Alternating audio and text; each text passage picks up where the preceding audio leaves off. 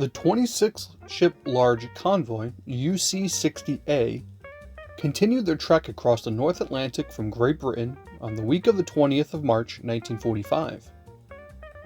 The weather finally took a turn for the worse on the morning of the 20th. USS Slater DE-766 and her fellow small boys battled gale-force winds and heavy seas that began breaking over the forecastle and the bridge as they tried to keep the merchant vessels in a tight formation. As the ship was being pounded heavily, a red buoy was spotted floating through the convoy, posing a shipping hazard. Slater's gun crew made relatively quick work of it, expending 170 rounds of 40mm.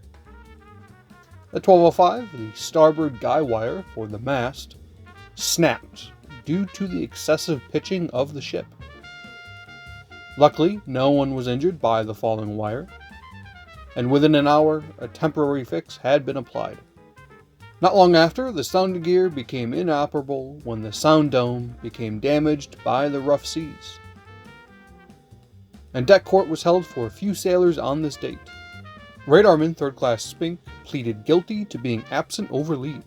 He was sentenced to solitary confinement on reduced rations and ordered to perform extra police duties for 20 days.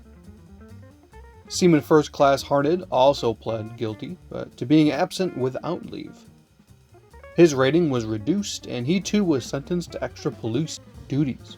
Seaman 1st Class Perigord received the same punishment as Spink, and Seaman 2nd Class Wood pled guilty to being AWOL, and received a similar punishment as Spink and Perigord. Finally, Fireman 1st Class Balkan received solitary confinement for 10 days, and the loss of $22 a month for 2 months for being AWOL. On the 21st, an anti-aircraft drill was performed. 103 rounds of 40mm and 3 rounds of 3-inch 50 caliber were expended. And apart from a broken sound gear once again on the 22nd, it was a normal day at sea. 2 Canadian River-class frigates briefly joined the convoy on the 23rd. HMCS Cap de la Madeleine and HMCS Carl Place.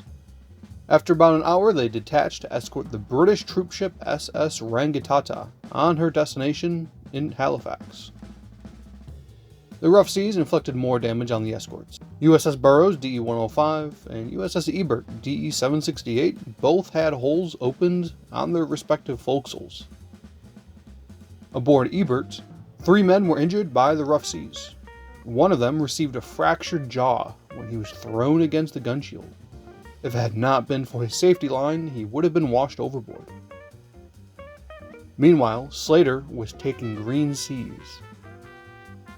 About 6 hours later, a slight bulge was found below the gun shield on Mount 31, and a broken weld in a beam at frame 100 in B4. Neither was deemed to be much of a danger. More damage on the 24th. At 0629, the adding machine in the storekeeper's office fell to the deck and began to short out and smoke. It was quickly unplugged, but no longer operational. And 45-degree rolls became a constant.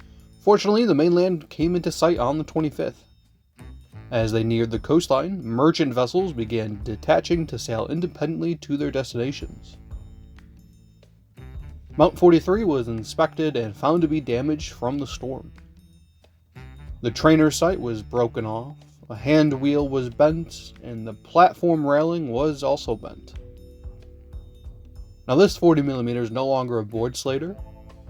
At this point in the war, she was carrying 4 single mounts and 1 twin mount. The singles were replaced with 2 twin mounts in May of 1945. Slater finally came into the Leonardo Pier at Earl, New Jersey once more to unload her ammunition before proceeding to New York City. On the final day of the week, Slater moored port side to USS Kirkpatrick DE-318 in berth 9 at the New York Navy Yard. Gunner's mate 3rd Class Fortson was transferred to the Naval Hospital, and the 4 crew sentenced to confinement were transferred to the Flushing Ave Barracks to serve out their punishments.